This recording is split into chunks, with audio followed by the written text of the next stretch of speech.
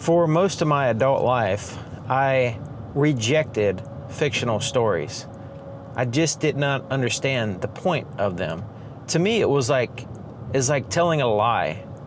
So it's like if somebody were to walk up and say, hey, here's what happened today. I went out and I caught 100 fish, and they were all 10 feet long. You know those people who just lie about things, and you're like, whatever, like you don't even want to hear it.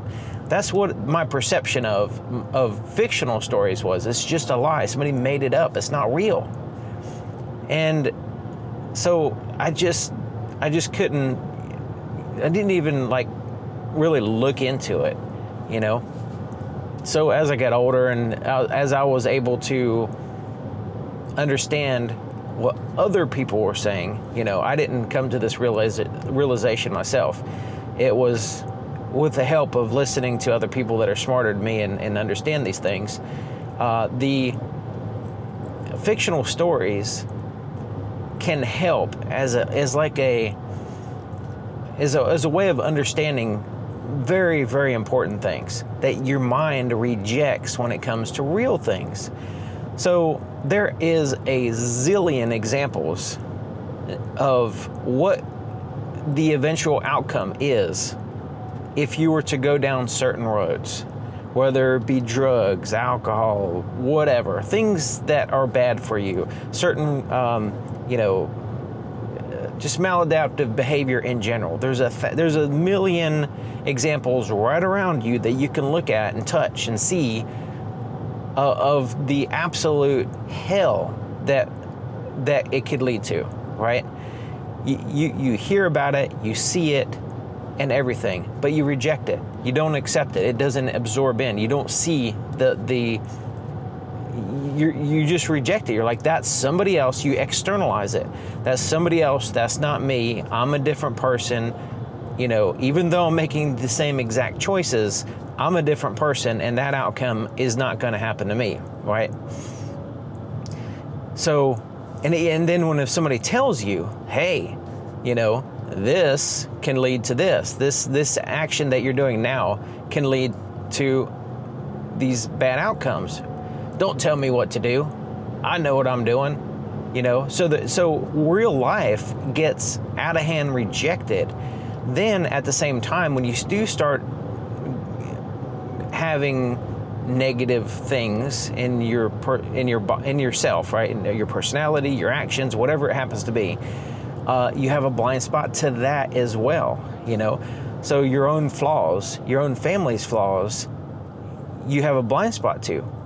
So you have a blind spot to your own flaws that are ongoing and getting worse. You reject and externalize real world examples like, hey, there's a guy right over there, that is in absolute hell because that's the end result of the decision. He made the same decision and it led to him being there, right? Doesn't necessarily mean that everybody that makes that decision is going to lead to that absolute hell condition.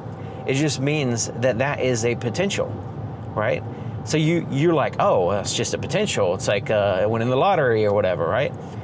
But these actions and these decisions are compounding, So you tend to externalize, oh, that's somebody else, I'm going to get the lottery ticket because I'm the winner and everybody else is the loser, right? That's the mentality. And it's a cognitive bias is what it is. And it's well known and all that stuff. But people reject cognitive biases, don't even look into them, even though people, write them down and hand you something that can improve your life tremendously, but people are out of hand and reject it. So what I'm getting at is that stories, if you say, hey, there's this Billy Bob guy over here and he did this and he did that, and he's making the same choices you made, and he's a total, absolute hell situation, in pain, rejected by his family, homeless, whatever the case may be, dead, whatever, miserable life, spent 10 years suffering in bed before he died, things like that, right? Then you're like, I'm not listening to that. That's that guy over there. I'm a different person.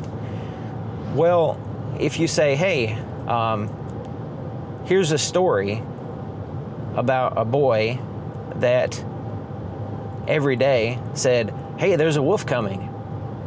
And then everybody like ran out there, and then there was no wolf coming. So he just chuckled and laughed. And then one day, there was a real wolf. And then he's like, hey, there's a wolf coming. Everybody's like, whatever, you're lying again. And then he gets eaten by the wolf or whatever, right?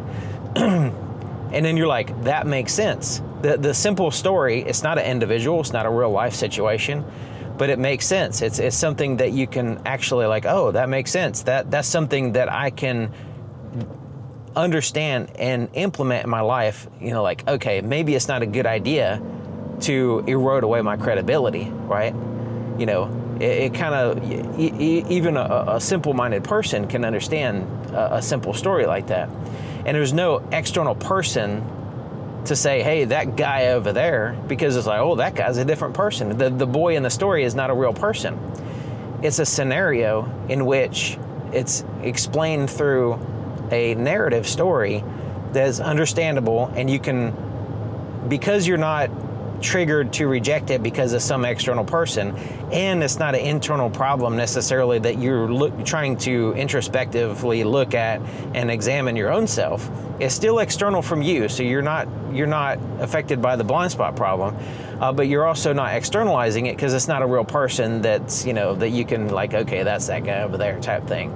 So the story is able to be absorbed and understood and help you improve your actions and your perceptions. Perceptions first, then that informs your actions going forward.